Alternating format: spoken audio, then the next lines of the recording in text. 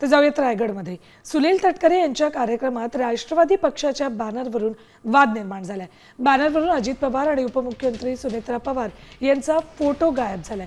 पक्षश्रेष्ठींचे photo वगळल्यानं रायगडमध्ये राष्ट्रवादीत सर्व काही आलबेल नसल्याच्या चर्चा राजकीय वर्तुळात रंगायला लागल्यात।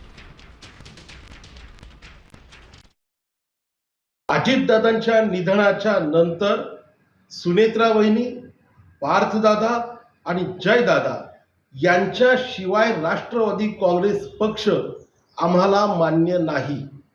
परवा झालेल्या रायगड जिल्ह्यातील इंदापूर तालुक्यातील एका कार्यक्रमात त्यांचे फोटो वगळून कार्यक्रम घेतला गेला, ही गोष्ट काही मनाला पटण्यासारखी नाही आहे। यामध्ये सुधार करावा आणि वेळीच जर सुधार याच्यामध्ये केला तर मला असं वाटतं की पक्ष हा व्यवस्थित पद्धतीने चालेल।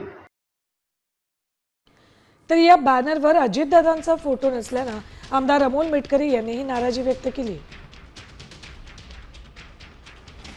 ज्यांच्या नेतृत्वावर विश्वास आहे त्यांचाच फोटो हटवला जातोय हे सर्वसामान्य कार्यकर्ता कधीही सहन करणार नाही। राष्ट्रवादीच्या दैवतांना डावलून स्वतः देव बनण्याचा कोणी प्रयत्न करू नये।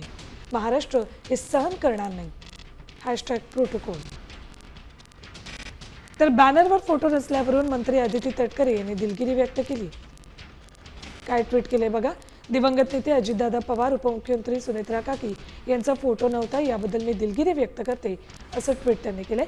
अजितदादा, सुनेत्रा काकी यांचं आमच्या मनातील स्थान अढळ आहे। बॅनरवरील फोटोतून आम्हा कार्यकर्त्यांची निष्ठा ठरवू नये।